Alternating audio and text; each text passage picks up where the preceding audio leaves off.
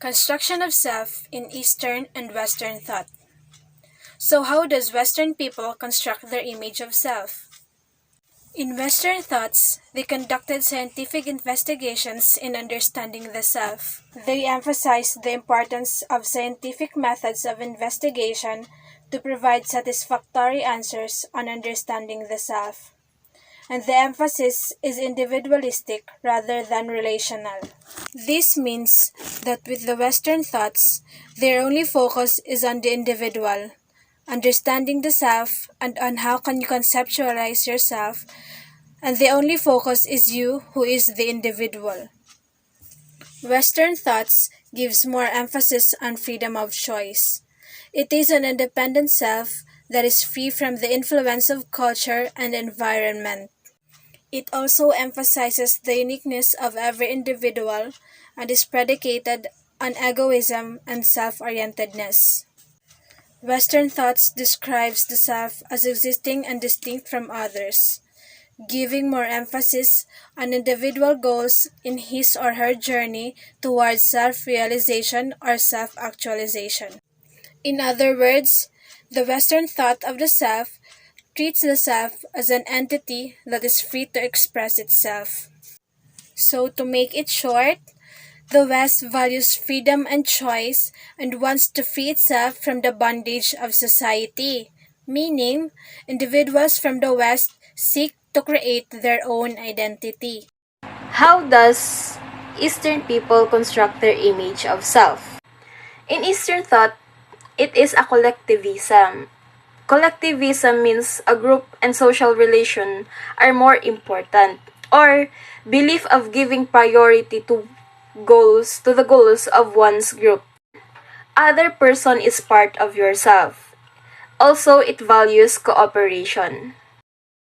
Eastern is drawn much more into groups or society or people's actions and thoughts as one to find meaning in life as they try to get rid of the false me concept and find meaning in discovering true me. Also, Eastern thought is more about spiritual. There are different thoughts in constructing the self in Eastern thought. First is the Confucianism, second is the Taoism, third is the Buddhism, and lastly, the Hinduism. Now let's tackle about the Confucianism. Confucianism emphasized the relational self and the social understanding of the self. The basic virtue is knowing how to act in relation with other people. Confucius emphasized the doctrine of 5 cardinal relationships. The first cardinal relationships is ruler to subject. A good ruler is benevolent and the ruler's subjects are loyal.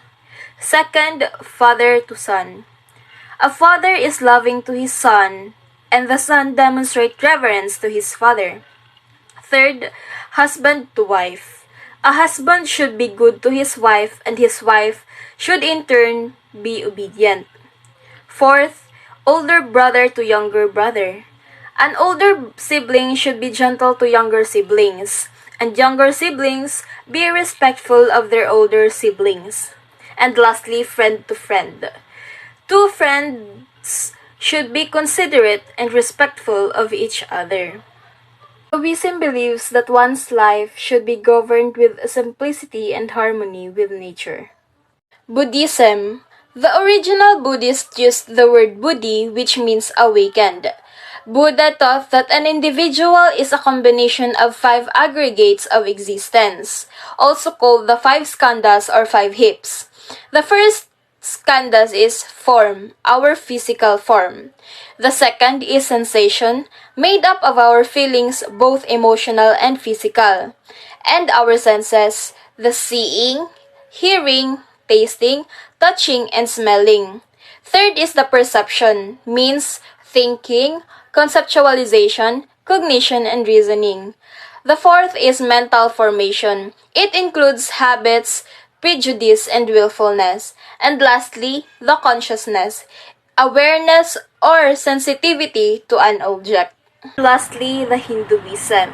Hinduism believes in a supreme being called Brahman, They adhere to the belief that Atman, the true knowledge of self, is identical to Brahman.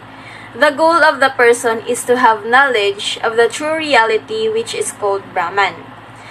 Also, Hinduism believes in the law of karma. They consider that all actions are subject to karma. One's action will either have good or bad consequences.